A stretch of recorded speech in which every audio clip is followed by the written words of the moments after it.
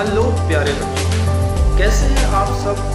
उम्मीद करता हूँ पढ़ाई ठीक चल रही है। अगर पढ़ाई आपकी ठीक चल रही है तो अच्छी बात है, ठीक नहीं चल रही है बढ़ा दीजिए पढ़ाई को, क्योंकि अब समय आपके पास कम होता चला जा रहा है। तो आज बेटा सॉल्यूशन चैप्टर जो 12th केमिस्ट्री का दूसरा चैप्टर है, इस चैप्टर में आज हम लोग पढ़ने जा रहे हैं आइडियल सॉल्यूशन और नॉन आइडियल सॉल्यूशन। तो बेटा आइडियल और नॉन आइडियल सॉल्यूशन होते क्या है, इसको समझने के लिए हम लोग को ये समझना पड़ेगा कि अगर हमारे पास दो फ्लास्क हैं और दोनों फ्लास्कों में हमने दो तरह के सॉल्यूशन ले रखे हैं, एक में सॉल्यूशन ए है, दूसरे में सॉल्यूशन बी है।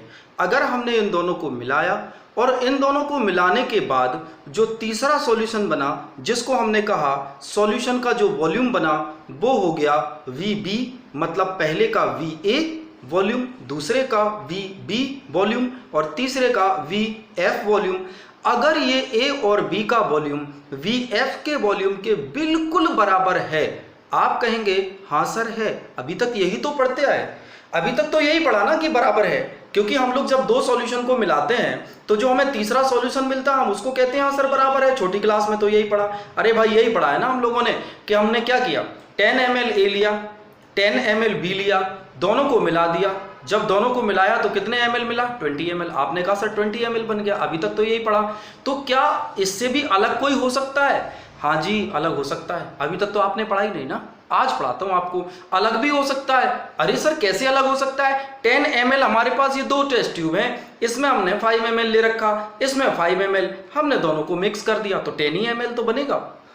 अभी तक जो छोटी क्लास में पढ़ते थे उसके अकॉर्डिंग तो 10 ml ही बनना चाहिए, लेकिन ये 10 ml अगर बनता है क्योंकि कोई चेंज नहीं हुआ ना वॉल्यूम में, तो ऐसे सॉल्यूशन को हम लोग कहेंगे आइडियल सॉल्यूशन। लेकिन बेटा याद रखना, अप्रोक्सीमेट 80% से भी ज़्यादा सॉल्यूशन आइडियल सॉल्यूशन नहीं होते। इसका मतलब है इनके वॉल्यूम में कहीं ना कहीं चेंज आता है। कैसे चेंज आता है, क्या कारण है, किन वजह से आता है, आज के इस वीडियो में हम लोग सारी डिटेल देखने जा रहे हैं। और इस वीडियो के एंड तक आते आते हम लोग देख लेंगे कि किस तरह से आइडियल सॉल्यूशन काम करते हैं, किस तरह से आइडियल सॉल्यूशन का ग्राफ बनता है, और बहुत ही आसानी में, बहुत ही आसान तरीके से हम लोग को सीखना है। कोई जल्दबाजी नहीं करना है, बहुत ही आसानी से सीखिए। चलिए तो अब बोर्ड पर चलते हैं और देखते हैं ये सब कैसे होता है। तो मैं आपको दिखाता हूं ये ऐसे होता है। देखिए कि सबसे पहले हम लोग मान लेते हैं कि वी हैव टू कंटेनर। एक कंटेनर हमारे पास ये है, दूसरा कंटेनर हमारे पास ये है। इन दोनों बराबर कर देते हैं। ये दो कंटेनर हमारे पास हैं। इस कंटेनर A में A सॉल्यूशन है, कंटेनर B में B सॉल्यूशन है, और इसका जो वॉल्यूम है वो क्या है, VA है, और इसका क्या है, VB है। ठीक है साहब, कोई दिक्कत नहीं है। इसके अंदर सॉल्यूशन तो भर दो। ये भर दिया सॉल्यूशन, ये भर दिया सॉल्यूशन। अब क्या होगा बच्चों, पहले तो ये देखो वेपर कैसे बनती है। ठीक है, वेपर ऐसे बनती है कि इसका जो A है ना, तो इसका जो A सॉल्यूशन है उसमें क्या होगा, इस A में इसके ऊपर क्या होगा, A पार्टिकल, A फिर A फिर A, इस तरह से A ही होगा।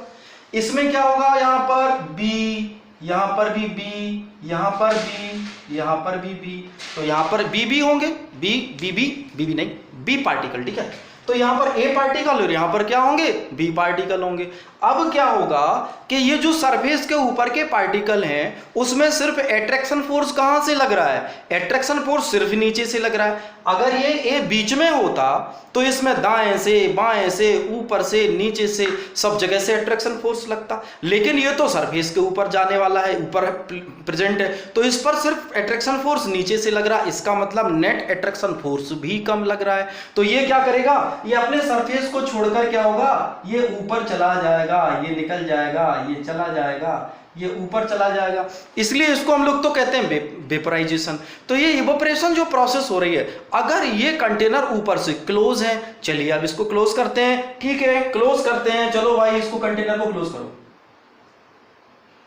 ये कंटेनर को क्लोज कर दिया, इस कंटेनर को ये क्लोज कर दिया। अब इन दोनों कंटेनर्स को क्या किया, क्लोज कर दिया। जब क्लोज कर दिया तो ये जो वेपर ऊपर बनी थी ये वापस लौट के कहाँ आने लगेगी, सॉल्यूशन में आने लगेगी।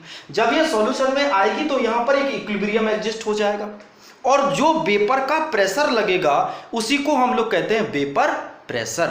तो इसके वेपर प्रेशर को हम लोग क्या बोलेंगे, अब इसको हटा देता हूं, इसको हम लोग बोलेंगे PA और इसको हम लोग बोलेंगे PB, यानी vapour pressure of B and vapour pressure of A, ये बोलेंगे। अब बेटा क्या करते हैं, अब हम लोग क्या करते हैं, इन दोनों को मिला देते हैं। चलिए मिला देते हैं, ठीक है साहब, मिलाइए। चलिए इसको मिलाया और इसको मिलाने के बाद एक कंटेनर अपन ने ये लिया बड़ा सा, इन दोनों को अपन ने मिला दिया और मिलाने के बाद इसमें ये आ गया A और B दोनों आ गए, A और B दोनों आ गए। तो अब इसमें क्या है, यहां पर A भी है, B है, A भी है, अब B भी आ गया, A है और ये B है, ये सारे आ गए इसके अंदर, A भी आ गया, B भी आ गया। अब क्या होगा, ये दोनों इवोपरेट करेंगे। अब पहले ये देखना है कि इवोपरेशन अभी तो A था, अभी प्योर B था, अब A और B आ गया तो इवोपरेशन भी हो सकता है सेम हो या चेंज हो, लेकिन इवेपोरेशन से पहले वॉल्यूम देख लो। इसकी वॉल्यूम कितनी थी VA, इसकी वॉल्यूम कितनी थी BB, तो इसकी वॉल्यूम कितनी होनी चाहिए VF। आपने कहा सर फाइनल बराबर, कैसे बराबर साहब, इसका 10 ml इसका 10 ml दोनों को मिला दिया, कितना हुआ 20 ml, यही था। अभी तक तो यही पढ़ते आए थे ना कि 20 ml। लेकिन बेटा अगर 2-3 चीजों को हमें ध्यान रखना है, क्या, सबसे पहले चीज हमें देखना है FOA। ये FOA क्या होता है, ये FOA होता है फोर्स ऑफ अट्रैक्शन। बेटा अगर ये फोर्स ऑफ अट्रैक्शन मैं यहां पर समझा देता हूं, अगर ये फोर्स ऑफ अट्रैक्शन A और A का प्लस B और B का, अगर फोर्स ऑफ अट्रैक्शन बिल्कुल बराबर है किसके, A और B के, अगर ये उतना ही है, ये उतना ही है, ये उतना ही है, जब फोर्स ऑफ अट्रैक्शन बराबर है तीनों के, तो जाहिर सी बात है कि उनके मॉलिक्यूल्स ना तो पास जा रहे हैं ना दूर जा रहे हैं। जब उसके मॉलिक्यूल ना पास जा रहे हैं ना दूर जा रहे हैं तो वॉल्यूम में चेंज तो होने से रहा, वॉल्यूम में चेंज नहीं होगा। जब वॉल्यूम में चेंज नहीं होगा तो इसका जो वॉल्यूम होगा, इसका जो वॉल्यूम होगा, दोनों को जोड़ दीजिए तो फाइनल वॉल्यूम आ जाएगा। बिल्कुल सही बात है। तो इस कंडीशन में एक कंडीशन तो ये बनती है, दूसरी कंडीशन बनती है डेल V मिक्स। ये साहब डेल V मिक्स होता क्या है बेटा, डेल V मिक्स देख लीजिए, इसका VA यानी पहले वाले का VA वॉल्यूम था, दूसरे वाले का VB वॉल्यूम था, आपने दोनों को मिलाया, मिलाने के बाद ये हमारे पास क्या बन गया, ये हमारे पास बन गया VF। तो अगर ये जब फोर्स ऑफ अट्रैक्शन बराबर था तो वॉल्यूम में चेंज होने का तो सवाल ही नहीं उठता। तो VA प्लस VB इन दोनों को जोड़ दीजिए, VF आ जाएगा। या फिर अगर हम टोटल VF निकालना चाहते हैं तो ये क्या हो जाएगा, VF माइनस करेंगे VA प्लस BB को अगर हम लोग कर देंगे तो दोनों की वैल्यू बराबर होगी, मतलब 0 आ जाएगी, क्योंकि इनकी जितनी वैल्यू उतनी इसकी वैल्यू है। तो अगर ये इस केस में आ रहा है इसका मतलब वॉल्यूम भी बिल्कुल सेम है। आपने कहा हाँ सर वॉल्यूम भी बिल्कुल सेम है। तीसरी चीज देख लेते हैं, तीसरी चीज है डेल H। डेल H क्या है साहब, डेल H जानते हो ना आप लोग, एंथैल्पी को कहते हैं डेल H। यानी क्या डेल H कैसे निकालते हैं, या फिर इसकी एनर्जी मान लीजिए, इसकी एनर्जी को कैसे निकालते हैं कि मान के चलो A और A था यहां पर, प्लस B और B था यहां पर, आपको A और A को तोड़ने में कुछ एनर्जी देनी पड़ेगी। बेटा जब भी A और A को तोड़ते हैं तो कुछ एनर्जी देनी पड़ती है, इसी तरह से जब B और B को तोड़ोगे तो कुछ एनर्जी देनी पड़ेगी। तो जो एनर्जी आपने A और A को तोड़ने में दी, जो B और B को तोड़ने में दी, अब क्या हुआ, जब आपने तोड़ दिया तो ये जाकर आपने मिक्स किया तो ये मिलेंगे, और अब A और A टूट गया, B और B टूट गया तो मिलेगा क्या, A और B आपस में मिलेंगे। भाई A से A अलग हो गया, B से B अलग हो गया, अब नई बॉन्डिंग होगी किसके बीच में, A और B के बीच में। तो यहां पर बॉन्डिंग हुई A और B के बीच में, तो यहां पर आपने एनर्जी दी, यहां पर आपने एनर्जी दी और यहां से एनर्जी बाहर निकली। क्योंकि हमेशा याद रखना है यहां पर एनर्जी देते हैं, यहां पर देते हैं, और जब भी बॉन्ड बनते हैं तो एनर्जी बाहर निकलती है। अगर आपने इसमें 10 जूल दी, ठीक है, यहां पर आपने प्लस 10 जूल एनर्जी इसमें दी, 10 जूल एनर्जी दी आपने, इसमें भी आपने प्लस 10 जूल एनर्जी दी, और यहां पर कितनी निकल गई, -20 जूल निकल गई। अरे भाई जितनी दी उतनी निकल गई, 10 जूल इसको दी थी, 10 जूल इसको तोड़ने में दी थी, और जब ए और बी बने तो 20 जूल एनर्जी वापस आ गई, बाहर आ गई। तो बेटा जब उतनी ही एनर्जी बाहर आ रही है तो मतलब एनर्जी में भी चेंज नहीं है। वेरी गुड, बहुत अच्छी बात है ये तो किन किन चीजों में अंतर नहीं आ रहा है, फोर्स ऑफ अट्रैक्शन जो ए और ए के बीच में था, फोर्स ऑफ अट्रैक्शन जो बी और बी के बीच में था, वही फोर्स ऑफ अट्रैक्शन था ए और बी के बीच में। दूसरी चीज एनर्जी, जो एनर्जी हमने ए और ए को तोड़ने में दी, जो एनर्जी हमने बी और बी को तोड़ने में दी, वही एनर्जी बाहर निकली। ए और बी जब जुड़े तो एनर्जी में भी कोई चेंज नहीं आया। तीसरी चीज, बहुत इंपॉर्टेंट चीज, अभी और देखिएगा, तो हमने ये चीजें देख ली, फोर्स ऑफ अट्रैक्शन देख लिया, डेल वी मिक्स देख लिया, तो तीसरी चीज है उसका वॉल्यूम।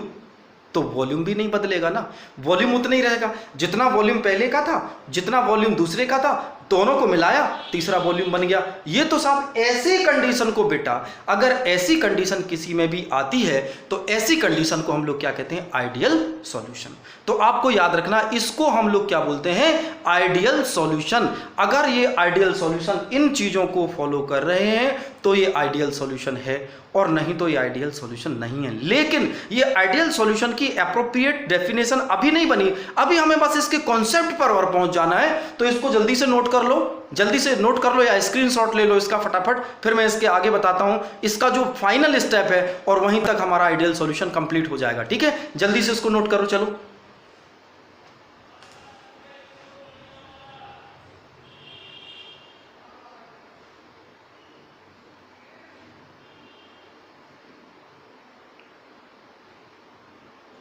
ओके, तो आपने ये नोट कर लिया होगा। इसमें साथ साथ एक चीज और आपको याद रखनी है, क्योंकि कभी कभी पूछ लिया जाए तो आपको पता होना चाहिए। इसमें आपको एक चीज याद रखनी है, वो क्या है, वो है डेल एस। ये डेल एस क्या होता है, ये डेल एस होती है एंट्रोपी। एंट्रोपी क्या, जब ए और ए के मॉलिक्यूल है उनका अपना वाइब्रेशन है, बी और बी है उनका अपना वाइब्रेशन है, जब ये दो तरह के वाइब्रेशन मिलके तीसरा मॉलिक्यूल बनाएंगे ए और बी, तो उसका वाइब्रेशन हमेशा क्या होता है, बढ़ जाता है। तो हमेशा डेल एस की वैल्यू याद रखना है, हमेशा ज्यादा होती है। तो डेल एस की वैल्यू को आपको यहां पर नोट कर देना है। डेल एस की वैल्यू जब भी आप लिखेंगे ज्यादा आएगी तो क्या लिखेंगे, del S is always greater than 0। उसी तरह से डेल एस की जगह अगर हम लोग टोटल एनर्जी डेल जी देखेंगे तो यहां पर हो जाएगी डेल जी ये वाला। तो यहां पर दो चीजें को याद रखना है। डेल जी अब सब लोग जानते होंगे, क्लास 11th में पढ़ा था, फ्री एनर्जी होती है। तो 0 डेल जी हमेशा कम रहेगा और डेल एस हमेशा ज्यादा रहेगा, चाहे वो आइडियल सॉल्यूशन हो और चाहे नॉन आइडियल सॉल्यूशन हो। जनरली उसमें याद रखना है। तो डेल जी की वैल्यू इज ग्रेटर, क्योंकि वाइब्रेशन बढ़ गया। डेल जी किस पर डिपेंड करता है, एंट्रोपी। एंट्रोपी मतलब वाइब्रेशन जो बढ़े, उसका जो मॉलिक्यूल का जो बड़ा काइनेटिक एनर्जी उसकी जो बढ़ रही, उससे एंट्रोपी रिलेटेड होती है। तो उससे जो एंट्रोपी ऑलवेज ज्यादा आएगी और हमेशा फ्री एनर्जी कैसी आएगी, कम आएगी। तो ये चीज आपने देख ली। अब हम लोग फाइनल चीज पर चलते हैं, आइडियल सॉल्यूशन की एकदम फाइनल डेफिनेशन। ठीक है, तो चलिए अब मैं इसको रफ करता हूं। रफ कर दूं क्या, वेरी गुड। चलिए अब इसको मैं रफ कर देता हूं, फिर आपको बताता हूं अगली डेफिनेशन और इसकी फाइनल डेफिनेशन। चलिए ठीक है, गुड। पढ़ते रहो यार, समय कम है, पढ़ते रहो।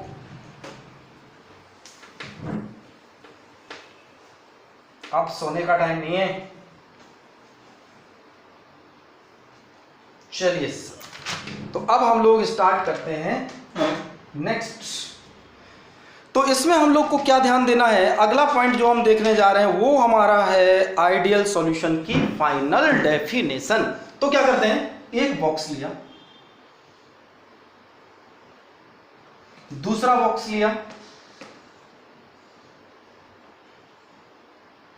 ठीक, और इन दोनों बॉक्स में, इसमें हमने क्या किया, ये सॉल्यूशन भरा है, इसमें भी ये सॉल्यूशन भरा है। ठीक है, चलिए दोनों का। अब हमने क्या किया, इसको पहले तो बंद किया, तभी तो वेपर प्रेशर बनेगा। इसको बंद किया और इसको बंद करने के बाद हमने इसके वेपर प्रेशर को काउंट किया मैनोमीटर से। इसका हमने मैनोमीटर से प्रेशर को काउंट किया। किसी भी एक्सटर्नल डिवाइस से हमने इसके प्रेशर को काउंट किया, और जो इसका प्रेशर है ना, इसका प्रेशर हमें इससे काउंट नहीं करना, इसका प्रेशर हमें काउंट करना किससे? राउल्ट लॉ से।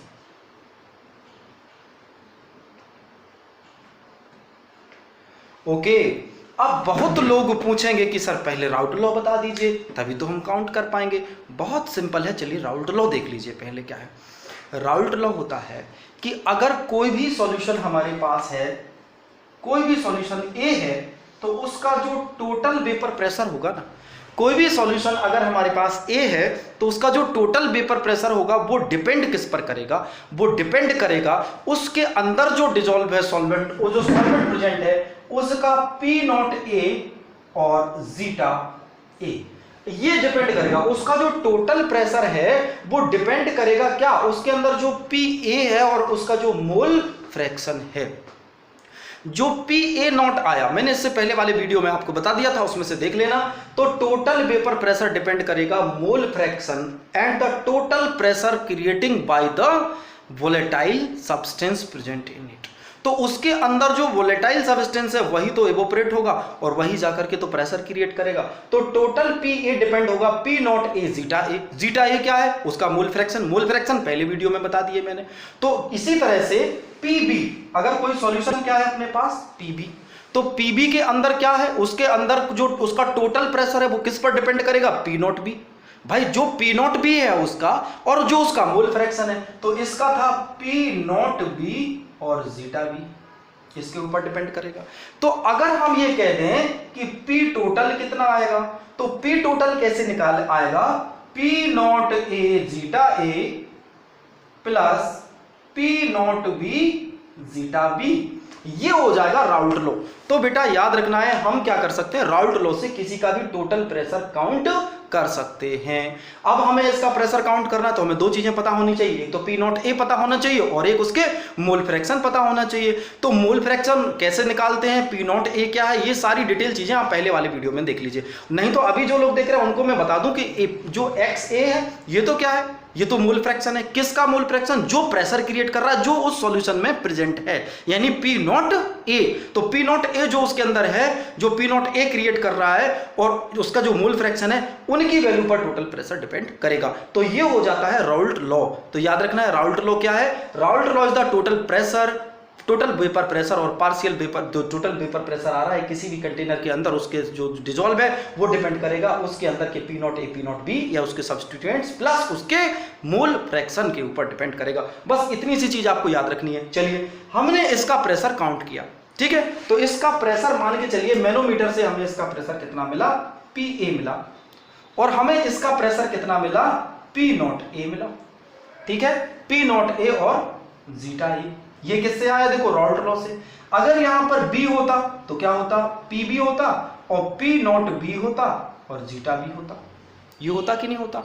तो अगर ये बिल्कुल बराबर आ रहा है, यानी हमने मैनोमीटर से जो भी प्रेशर को क्रिएट किया था, जो भी प्रेशर को पता किया था, अगर वही प्रेशर निकल के आ रहा है इस वाले में, राउल्ट लॉ से निकलने वाला प्रेशर और मैनोमीटर से नापने वाला प्रेशर अगर बेटे बराबर आता है, इसका मतलब है ये आइडियल सॉल्यूशन है, नहीं तो ये आइडियल सॉल्यूशन नहीं है। तो इस कंडीशन में जो इसका हमने प्रेशर काउंट किया था पी ए, वो P naught A zeta A, P B P naught B zeta B के अगर बराबर आता है तो याद रखना है ये कैसा है? आइडियल सॉल्यूशन है, और नहीं तो ये आइडियल सॉल्यूशन नहीं है। तो इस चीज को आपने याद कर लिया होगा। अगर ये बराबर है तो, अब ये बराबर कब है यार? पहले अभी क्या बताया? अगर उसका मोलिकुलर फोर्स ऑफ अट्रैक्शन बराबर है, उसका वी मिक्स बराबर है, उसकी एनर्जी बराबर है, उसका डेल एच चेंज कुछ नहीं आ रहा, इसका मतलब है वो आइडियल सॉल्यूशन। इससे पहले बताया था अरे भाई दो मॉलिक्यूल हैं, आपने मिला उनका अट्रैक्शन फोर्स बराबर था, ए का बराबर, बी का बराबर, ए बी का बराबर। इसी तरह से डेल जो बी था, जो बी मिक्स था, तो वी ए का प्लस बी वी का बराबर किसके होगा? बी एफ का। तो भी आइडियल सॉल्यूशन है, क्योंकि कोई चेंज ही नहीं हो रहा। तो अगर इंटरमोलिकुलर फोर्स ऑफ अट्रैक्शन में चेंज नहीं होता, अगर उसके एनर्जी में चेंज नहीं होता, अगर उसके वॉल्यूम में चेंज नहीं होता, तो वो क्या है, आइडियल सॉल्यूशन है। अब हमने दो सॉल्यूशन ले रखे थे। एक सॉल्यूशन का प्रेशर हम लोगों ने कैसे पता किया, मैनोमीटर से पता किया। मैंने कहा जाओ इसी का पता करके आओ रॉल्ट लॉ से, आपने रॉल्ट लॉ से निकाला, वही प्रेशर आया। आपने कहा सर कोई चेंज ही नहीं आ रहा है, इसका मतलब है वो आइडियल सॉल्यूशन है। तो रॉल्ट लॉ से निकलने वाला वेपर प्रेशर और जनरल प्रोसेस से निकालने वाला वेपर प्रेशर अगर बराबर आता है तो रॉल्ट लॉ है। और ये तभी हो सकता है जब डेल वी कैसा हो, मैंने अभी हाल बता दिया इसमें पहले, inter atomic force, intermolecular force कैसा हो, डेल एच कैसा हो, मैंने पहले आपको बता दिया। तो ये हो जाएगा आइडियल सॉल्यूशन। फाइनल डेफिनेशन देखते हैं। आइडियल सॉल्यूशन वो सॉल्यूशन होता है जिस सॉल्यूशन के अंदर डेल बी में कोई परिवर्तन नहीं आता, इंटर एटॉमिक या इंटरमोलिकुलर फोर्स ऑफ अट्रैक्शन में कोई परिवर्तन नहीं आता, ठीक है, और डेल एच सेम रहता है, जितनी एनर्जी उनमें देने में लगती है उतनी निकलने में लगती है, तो उसको आइडियल सॉल्यूशन कहते हैं। अब आइडियल सॉल्यूशन को हम ऐसे भी कह सकते हैं कि all the solutions are known as ideal solution if we have A and A means A solution in B solution, A solution and B solution, and the attraction of AA, attraction of BB is same as the attraction of A and B, volume of A, volume of B is same the additional value of volume del V mix। तो ये ideal solution है। यानी final volume जब आप दो चीजों को मिला के जो तीसरी बनाओगे ना, वो पहली और दूसरे के एक्यूरेट हो, बिल्कुल कोई नई चीज ना जुड़ जाए उसमें, ना कम हो ना ज्यादा हो। वॉल्यूम भैया आपने 10 ml लिया, 10 ml लिया, 20 ml बन गया, आइडियल सॉल्यूशन। आपने 10 जूल एनर्जी ए को तोड़ने में थी, 10 जूल एनर्जी बीबी को तोड़ने में थी, जब ए बी बना 20 उसमें से निकल गई, बराबर है ना, तब ये आइडियल सॉल्यूशन है, नो आइडियल सॉल्यूशन नहीं होगा। अब हम लोग देखते हैं आइडियल सॉल्यूशन का ग्राफ। तो देखते हैं स्टूडेंट्स आइडियल सॉल्यूशन का ग्राफ कैसे बनता है। तो इसको जल्दी से आप स्क्रीनशॉट ले लो या फिर इसको जल्दी से बना लो, फटाफट नोट कर लो, मैं रफ कर रहा हूं उसके बाद।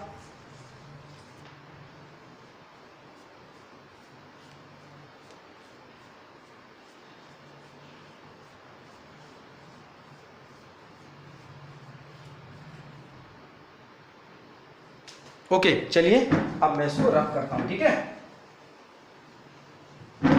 तो इसका अब देख लेते हैं हम लोग, आइडियल सॉल्यूशन देख रहे हैं अभी तो हम लोग, तो इसका आइडियल सॉल्यूशन का ग्राफ देखते हैं कि ग्राफ इसका कैसे बनेगा। तो ग्राफ सीखना बहुत ज्यादा जरूरी है, आपको आइडियल सॉल्यूशन का ग्राफ जरूर सीखना है। कैसे बनेगा ग्राफ, इस तरह से आपको ऐसे बनाना है। और इसका ग्राफ बनाने के लिए हमें याद रखना है यहां पर दो चीजें। क्या, इस तरफ लिखना है प्योर बी और यहां पर ले लेते हैं प्योर ए, ठीक है। एक तरफ प्योर बी लिया, एक तरफ प्योर ए लिया। इसके मोल फ्रैक्शन यहां मान लेते हैं मोल फ्रैक्शन ऑफ ए 0, इस तरफ मान लेते हैं मोल फ्रैक्शन ऑफ ए 0 और इस तरफ मान लेते हैं मोल फ्रैक्शन ए 1। इधर मान लेते हैं मोल फ्रैक्शन B1 और यहां मान लेते हैं मोल फ्रैक्शन B0। तो अब हम क्या करेंगे, अब इसके बीच में एक ग्राफ खींचेंगे, तो यहां से ये ग्राफ सीधा ऊपर जाएगा, स्ट्रेट, ठीक है, ये सीधा ऊपर जाएगा ये वाला ग्राफ। और यहां पर हम लोग लिख देंगे P0A, इसी पर ऊपर डिपेंड करेगा, ठीक है। अब यहां से हमने ग्राफ लिया और ये खींच दिया, ये हो जाएगा P0B, ठीक है, ये हो जाएगा। यानी आप मुझे बताइए P0B, इस पे हम क्या लिख सकते हैं, ये लिख सकते हैं कि PA, ये PB है, सॉरी ये क्या है PB वाला, तो PB डिपेंड कर रहा है P0B और जीटा B के ऊपर, और ये डिपेंड कर रहा है किसके ऊपर, PA डिपेंड कर रहा है P0A और जीटा ए के ऊपर डिपेंड कर रहा है। अब हम क्या करते हैं, इन दोनों को मिला देते हैं, किसको, इसको और इसको मिला देते हैं। जब हमने इसको और इसको मिलाया तो जो टोटल वेपर प्रेशर होगा, तो भी P टोटल जो होगा वो डिपेंड करेगा किस किस चीज पर डिपेंड करेगा बेटा, आप बताओ। वो डिपेंड करेगा इनकी वैल्यू, एडिशनल वैल्यू पर, P0A zeta A plus P0B zeta B। इसको आपको याद रखना है। ये ग्राफ बहुत बार पूछा जाता है बोर्ड एग्जाम्स में, तो आपको याद रखना है ये ग्राफ किसका बनता है, ये बनता है ग्राफ आइडियल सॉल्यूशन का। तो आइडियल सॉल्यूशन यहां इस तरफ हम लिखेंगे प्योर बी, एक तरफ लिखेंगे प्योर ए। प्योर ए का जब प्योर ए है तो इसी का तो मोल फ्रैक्शन है, बी तो यहां पर चल ही नहीं रहा, यहां पर मोल फ्रैक्शन बी का है, ए का तो है ही नहीं। अब दोनों ग्राफ एक जैसे पढ़ेंगे, लगभग थोड़ा बहुत अंतर आप बनाने में लगा देंगे, कोई प्रॉब्लम नहीं है, मार्क्स नहीं कटेंगे। तो यहां पर लिखना है पी ए डिपेंड कर रहा है P naught A zeta A, और यहां पर पी बी डिपेंड कर रहा है P naught B zeta B पर डिपेंड कर रहा है। तो इस तरह से एडिशनल जो टोटल एडिशनल आया पी टी टोटल, ये it will depend on P naught A zeta A plus P naught B zeta B, इसके ऊपर ये चीज डिपेंड करेगी मेरे प्यारे प्यारे बच्चों। तो आप याद रखना, इस ग्राफ को जल्दी से बना लो, फटाफट जल्दी से फटाफट बनाइए।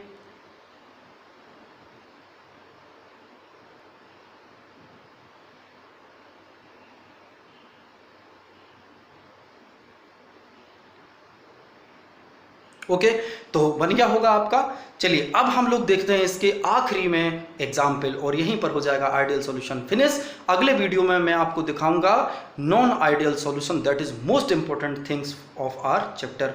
तो चलिए पहले इसको कुछ एग्जाम्पल कर लेते हैं। तो इसको मैं रफ करता हूं और इसके बाद मैं आपको बताता हूं इसके कुछ एग्जाम्पल्स।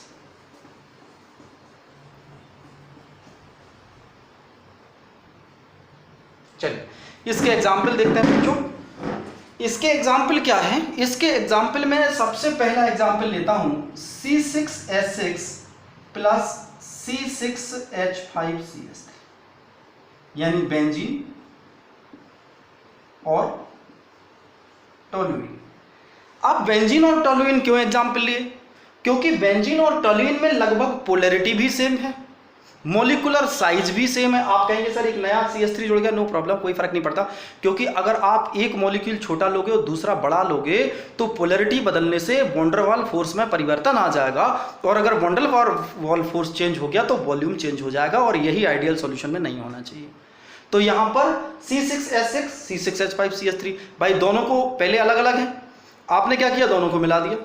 जब दोनों को मिला दिया तो वॉल्यूम दोनों के एडिशनल वॉल्यूम के बराबर आएगा, क्योंकि पोलैरिटी सेम है, अट्रैक्शन फोर्स वो सब सेम है जो मैंने अभी बताया था। ठीक है, एक चीज याद रखनी है। चलिए दूसरा देखते हैं। दूसरा एग्जांपल है C2H5Br प्लस C2H5Cl। आप प्लस की जगह कॉमा भी लगा सकते हो, ऐसे भी लिख सकते हो।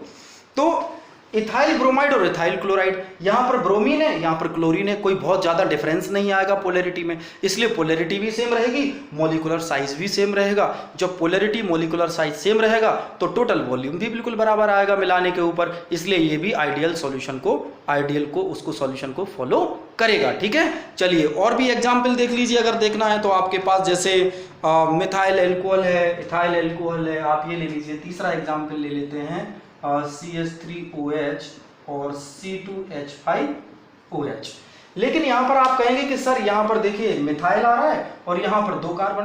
देखो 2 कार्बन तक तो आप ले सकते हो, मिथाइल लिया तो इथाइल ले लो, बट मिथाइल ले रहे हो तो बेटा प्रोपाइल कभी मत लेना, क्योंकि 3 कार्बन हो जाएगा, मॉलिक्यूलर साइज बढ़ जाएगा। मॉलिक्यूलर साइज बढ़ेगा तो मिलाने पर वो फाइनल चाहिए ना हम लोग को, वो उधर बराबर नहीं आ पाएगा। इसलिए याद रखना है मिथाइल के इथाइल तो ले सकते हो, लेकिन मिथाइल के साथ प्रोपाइल एल्कोहल नहीं लेना है। मिथाइल इथाइल तो चलेगा, मिथाइल के साथ प्रोपाइल नहीं लेना है। 2 कार्बन तक तो चलेगा, 1 carbon 2 carbon, OH OH same है, कोई प्रॉब्लम नहीं है, ये हो जाएगा। लेकिन याद रखना है कभी भी ज्यादा नहीं ले लेना। अगर आपने ज्यादा ले लिया, मॉलिक्यूलर साइज बड़ा कर दिया, तो वॉन डेर वाल फोर्स बदल जाएगा। वॉन डेर वाल फोर्स बदलेगा तो जो फाइनल हमें निकालना है ना, वो चीज सामने नहीं आ पाएगी। ठीक है, ओके।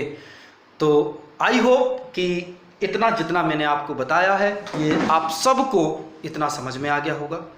मेहनत करते रहिए। आज हमने क्या क्या पढ़ा एक बार देख लेते हैं। हमने राउल्ट लॉ पढ़ा। बेटा राउल्ट लॉ क्या होता है?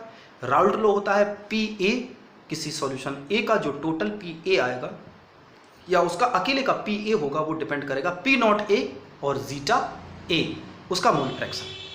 सॉल्यूशन B के लिए क्या होगा? PB इज टू क्या बताया था मैंने, याद करो जल्दी से, P0B जीटा B उसका। ठीक है, और दोनों का एडिशनल क्या हो जाएगा? PT बराबर हो जाएगा P0A zeta A plus P0B zeta B। ये मैंने बताया था राउल्ट लॉ होता है। अब हमने आज कंपेयर किया कि हमने एक ही सॉल्यूशन को एक सादा कंटेनर में लिया और उसी तरह से एक दूसरे सॉल्यूशन का वही सॉल्यूशन हमने उसका प्रेशर किससे निकाला, राउल्ट लॉ से। एक बार हमने उसका प्रेशर निकाला मैनोमीटर से, एक बार उसका प्रेशर निकाला राउल्ट लॉ से। साहब वो तो बिल्कुल सेम आया।